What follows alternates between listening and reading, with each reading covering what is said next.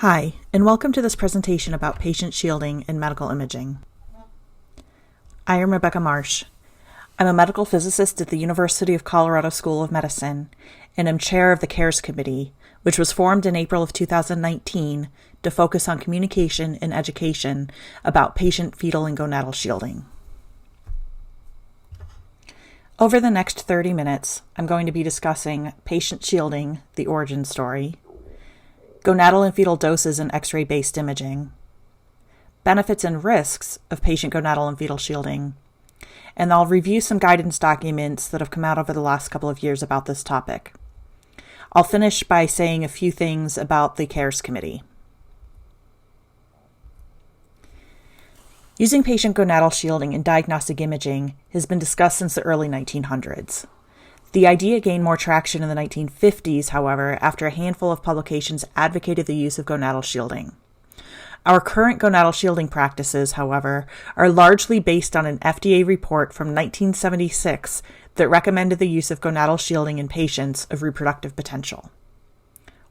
Why did this statement come out? The recommendation was based on concerns about hereditary effects, that exposing the gonads to radiation may cause genetic changes that could be passed down to the patient's future children. There are two important points to recognize with this 1976 FDA recommendation. The first is that it clearly stated that gonadal shielding should only be used when the clinical objectives of the exam will not be compromised. In other words, adequate image quality should take precedence over gonadal shielding. The second important point is that the FDA report was, and always has been, a recommendation, not a requirement. This has gotten somewhat lost, however, since many states have adopted this FDA recommendation into their state regulations.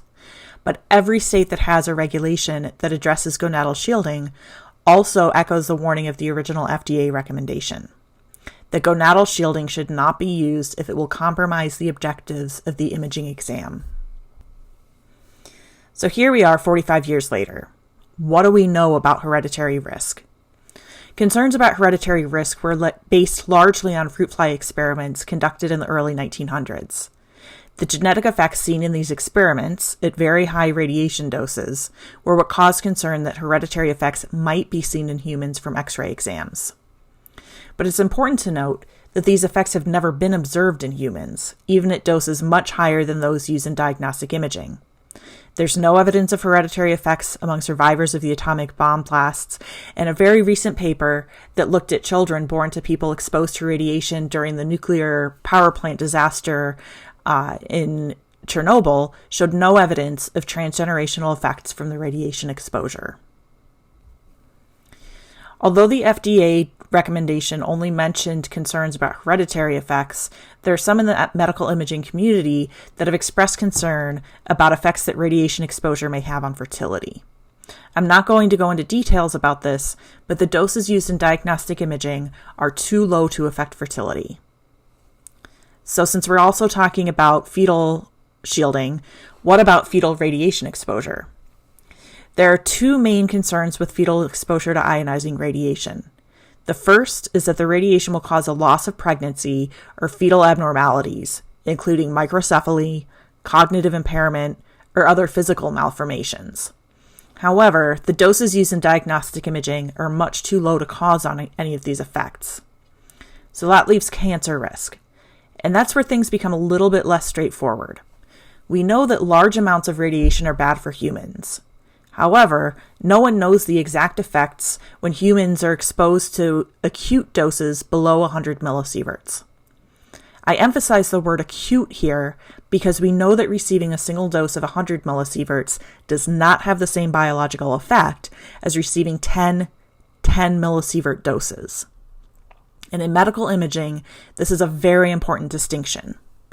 So we don't know exactly what the effects are to acute doses below 100 millisieverts.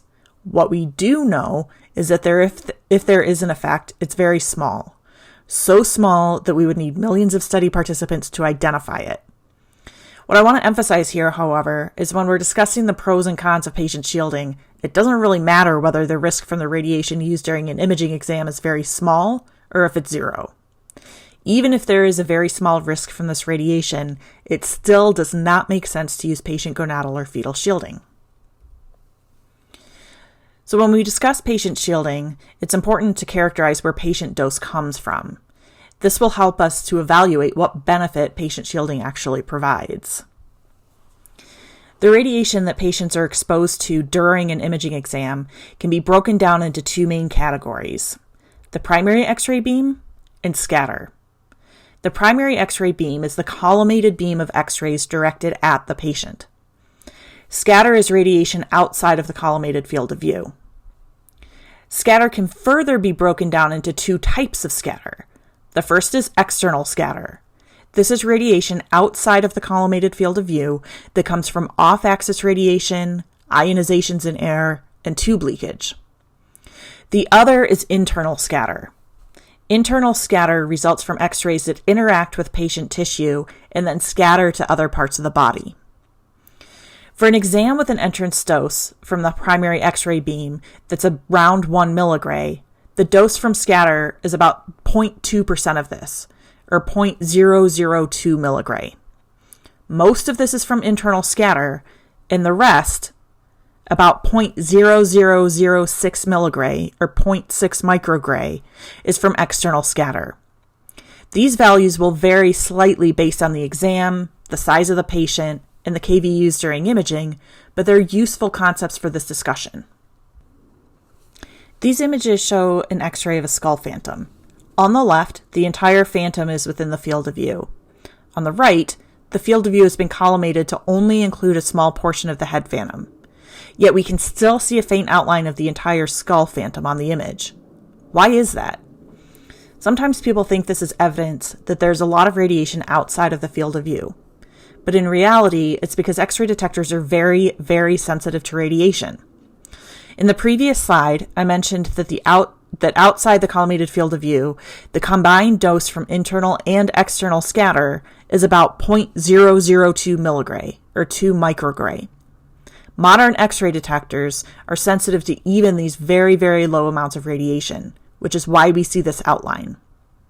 But keep in mind that most of the scattered radiation that creates this image is due to internal scatter. This will be important when we discuss patient shielding, because a patient shield does nothing to reduce a patient's exposure to internal scatter.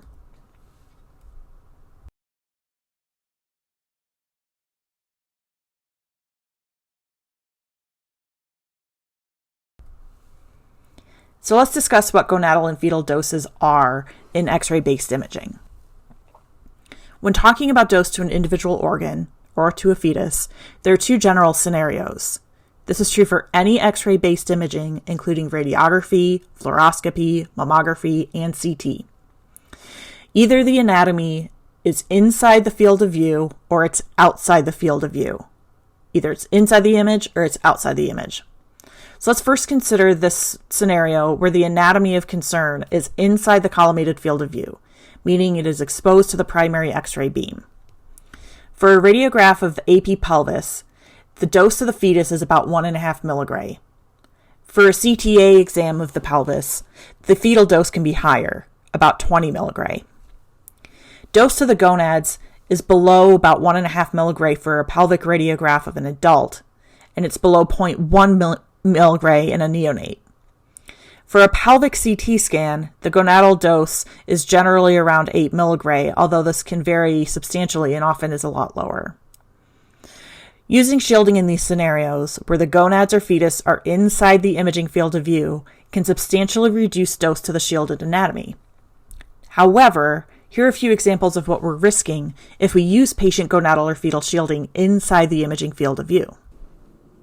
The first risk is that the shielding creates image artifacts.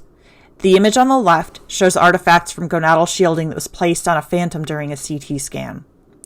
The image on the right shows a clinical image where a lead shield was placed around a pregnant patient, resulting in substantial artifacts. In both of these cases, the artifacts are unacceptable. Risk number 2 from using in-plane patient shielding.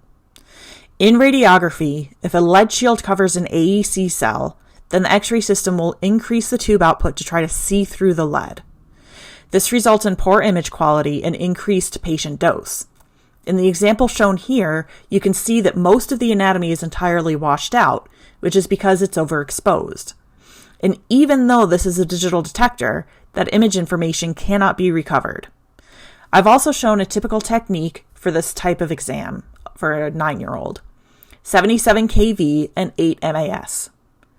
The photo time technique used here, however, was much higher, 85 kV and 109 MAS, because the AEC cell was covered by the lead shield.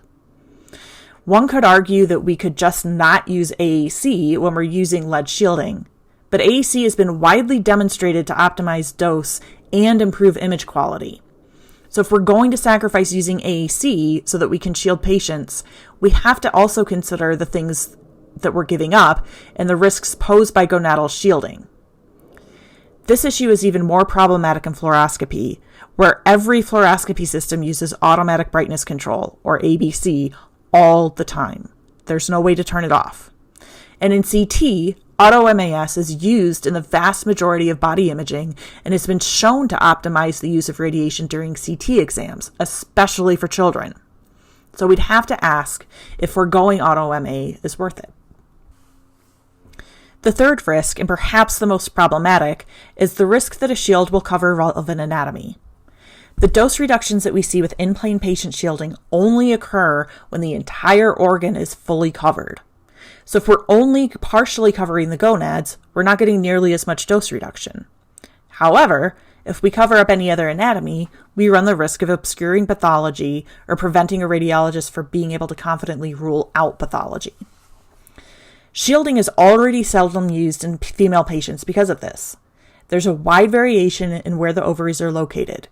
Even using external landmarks, it is impossible to know where a patient's ovaries are until you see them in the image. To cover the full area where the ovaries might be would mean that you have to shield the entire pelvis, which we obviously can't do without obscuring relevant anatomy. So some controversy started after this paper, which I co-authored, was published in January of 2019. In that paper, we discussed the reasons why patient shielding should be discontinued, and it includes this statement. In addition to the risks posed by automatic exposure control, several clinical studies have shown that gonadal shields are often positioned incorrectly, obscuring relevant anatomy and increasing repeat rates. In response, people started to say, "The physicist just told us we don't know how to do our jobs." And just last month, I saw a talk that reiterated this. As the primary author of this paper, I can definitively say that we were not insinuating that radiologic technologists don't know how to do their jobs. What we were saying, and what I'm saying now, is that the medical imaging community is asking radiologic technologists to do something that is sometimes impossible, like shielding female ovaries that they can't see. After the AEPM position statement, there was similar criticism. This misconception was repeated so often that in August of 2019, 4 months after releasing their position statement, AEPM put out an open letter trying to clear up this confusion. But it didn't really seem to help. So I'm bringing it up here once again to try to clear up this point. X-ray technology has changed drastically since the FDA gonadal shielding recommendations were published in 1976, which has reduced doses in diagnostic imaging by over 95%. We also know more about tissue radiosensitivity than we did then. To allow us to evaluate the relative risks due to radiation exposure to different organs and tissues are assigned weighting factors. The higher the tissue weighting factor, the more sensitive the organ or tissue is to radiation. In 1977, the ICRP, based on the most current scientific knowledge at the time, assigned a tissue weighting factor of 0.25 to the gonads and a factor of 0.06 to the colon. So the gonads were considered, by a considerable amount, to be the most radiosensitive organ in the body. This means that if we use shielding to fully cover the gonads and it covers up relevant anatomy or causes some other image quality issue, then we could take over 4 repeat images before we had increased the dose to the surrounding organs enough to negate any benefit from shielding the gonads. Since then, as scientific knowledge changes and we have more information about the effects of radiation on humans, these tissue weighting factors are updated. Most recently in 2007, the tissue weighting factors for the gonads and colon were updated to 0.08 and 0.12 respectively. This not only means that the gonads are less sensitive to radiation than once thought, but that the colon is more sensitive to radiation than was previously thought. With these tissue weighting factors, it takes only one repeated exam to have negated any benefit from shielding the gonads. This is really important because by continuing to use gonadal shielding, we are shielding a less radiosensitive organ, sometimes at the expense of nearby, more radiosensitive organs. And this doesn't make sense.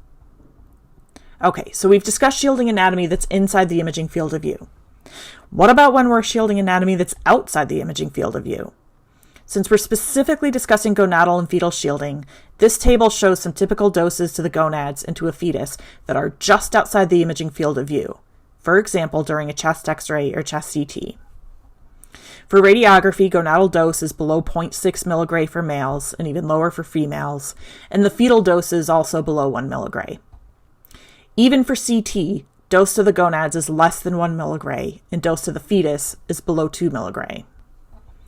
Multiple studies have shown that shielding anatomy outside the field of view can reduce dose to the gonads or to a fetus. But it's critical that we look at how much this dose is reduced. One study found that dose to the male gonads during a CT exam of the adult abdomen was 0.62 milligray. Using shielding, the dose to the gonads was reduced to 0.26 milligray. Fetal shielding can reduce dose from about 0.1 milligray to 0.07 milligray during a CTPA chest exam of the mother, and reduce gonadal dose from 0.0013 milligray to 0.0006 milligray during an AP abdomen radiography exam of a neonate.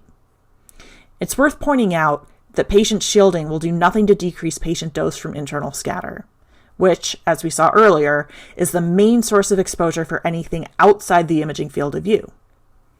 If we talk about these dose reductions as a percentage of the total dose to the gonads or fetus, they can seem like big numbers, 36%, almost 60%, but that's only because the total unshielded dose to these organs is already really, really low. So only considering the percent reduction is extremely misleading. It's like saying that a new diet soda has 80% fewer calories than the original soda. If the original soda has 200 calories, that 80% reduction may be meaningful and people will probably buy it. But if the original soda only has 1 calorie, then you're probably going to start asking other questions like, but does it taste good? Does it cost more? Similarly, when the starting doses are really low, we need to ask ourselves what else we might be sacrificing for a very small absolute reduction in dose. So all in all, shielding anatomy inside the field of view reduces dose, but can block anatomy we need to see, cause image artifacts, or negatively affect AEC. Any of these can lead to repeat imaging, which, based on the most current information about radiosensitivity of various organs and tissues, can negate any benefit of dose reduction you achieve by using shielding. Shielding anatomy outside the field of view may slightly reduce dose, but these doses are already very low. These dose reductions are only seen when the shield is placed just outside the collimated field of view, which is also where it only takes a small amount of patient movement or a slight shift in shield positioning for the out-of-field shield to become an in-the-field shield. It can be tempting to say, well, the risk of having to repeat an exam is pretty low if you use gonadal shielding during a wrist X-ray, so let's at least keep doing that. But what happens when you shield a patient during a wrist X-ray, knowing that it doesn't provide any health benefit, but also that the risk of it negatively affecting the exam is low, and then the patient comes back the next month for a chest X-ray, and shielding is not used because of the risk that it will enter the imaging field of view? We're sending inconsistent messages about radiation risk, which can be problematic.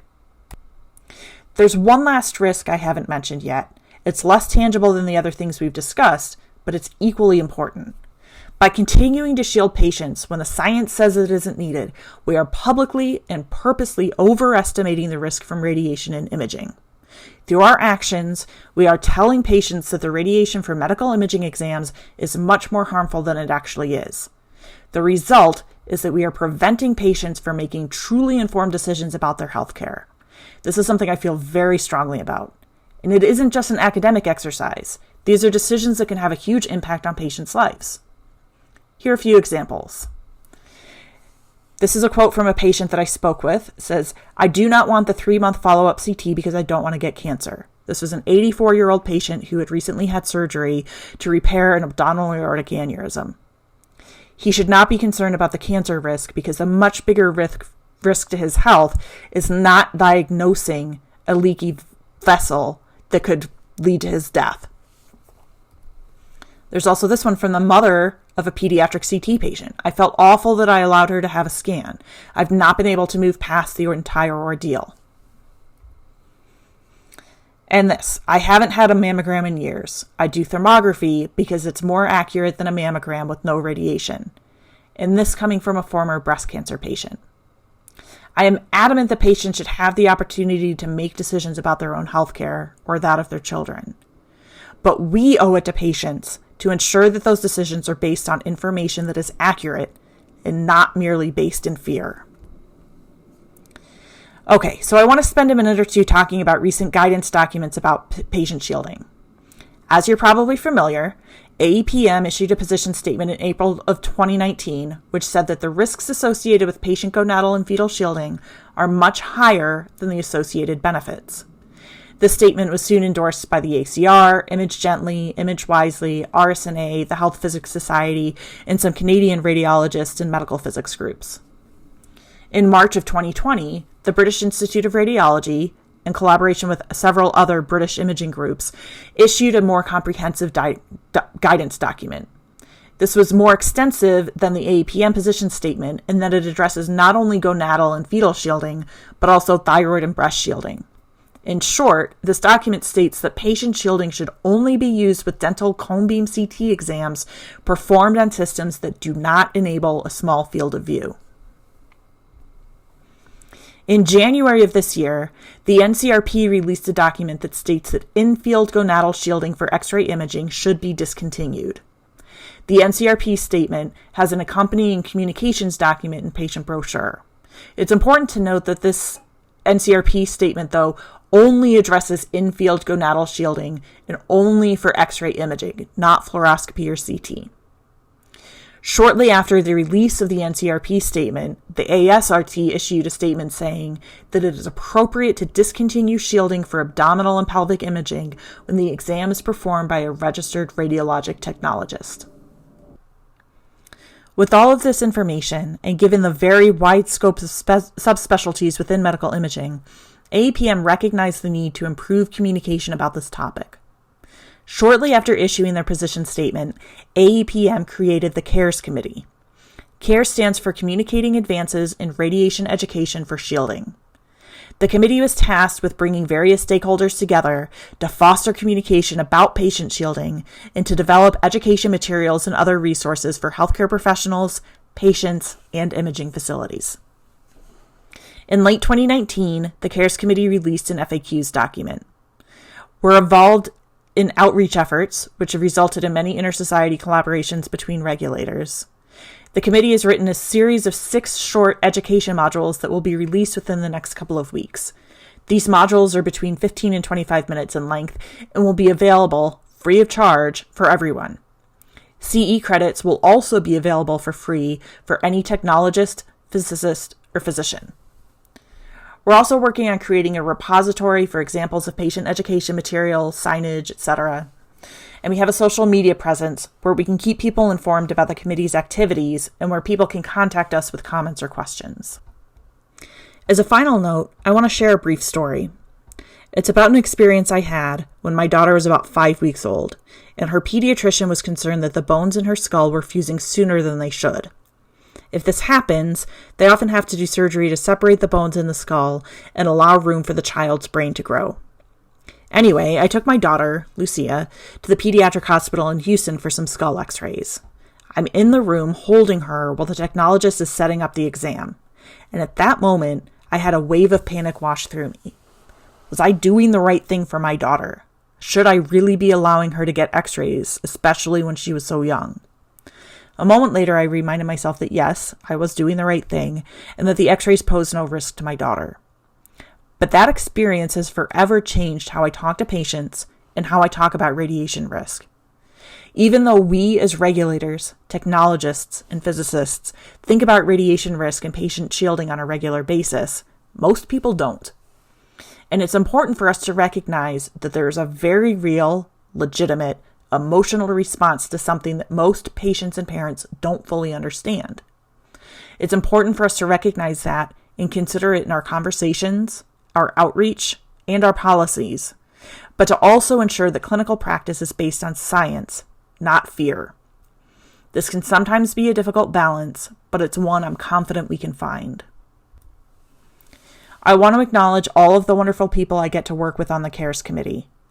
I also want to thank Dustin Grass, a physicist with the ACR, for all of his help and support. And last, but certainly not least, my coworker and husband, Mike Solosky, who tolerates my never-ending conversations about patient shielding and offers invaluable advice and support. And now, as a final treat, or punishment, depending on how you see it, I have some musical entertainment for you. I know this is a departure from standard presentations, but I was encouraged to include it here. I originally presented this live at RSNA in 2019, but have re-recorded it to use here. Thank you for watching, and enjoy the song. I've sung this song, but I'll sing it again. All the people I've met and the shielding I've seen, covering patients with lead never made sense to me. But in every x-ray room shielding you'd see. Some studies on fruit flies first raised the alarm. They thought x-rays might cause the gene pool some harm, but that hasn't been seen in these 90 plus years. And it looks like our gonads are all in the clear, so sing so long. It's been good to know ya, so long. It's been good to know ya, so long. It's been good to know ya. The time to ditch patient shielding is come, and it's time that our practice move on. A woman came in, she was 8 months along, couldn't breathe, had some chest pain, knew something was wrong. The doctor wanted to rule out PE, but the woman then asked, don't you have to shield me? Ma'am, the doc told her your baby will be just fine with a CT, but not a PE. Plus 80% of your fetus exposure is from internal scatter, which shielding won't lower. We sang so long. It's been good to know ya, so long. It's been good to know ya, so long. It's been good to know ya. The time to end patient shielding is come, and it's time that our practice move on. Young Johnny came into the office one day. His leg hurt so bad they ordered an x-ray. His mom said, just wait now, there I would have thunk that you would be shielding my sweet Johnny's junk. I said, we have some ways to keep Johnny's dose low, but a shield on his crutch just ain't the way to go. It gets in the way of what we need to see, and we want to take one x-ray rather than 3. We sang so long. It's been good to know ya, so long. It's been good to know ya, so long. It's been good to know ya. The time to end patient shielding is come, and it's time that our practice move on. Now you may be asking, but what about when I'm fluoroing patient? Should I wear lead then? I'm glad that you asked, and I do hope this helps. Don't shield the patient, but do shield yourself. To get rid of shielding at first may seem strange, but the time is upon us to embrace this change. The science supports it, the research's been done. So come on, sing with me, patient shielding be gone. We sing so long. It's been good to know ya, so long. It's been good to know ya, so long. It's been good to know ya. The time to ditch patient shielding is come, and it's time that our practice move on.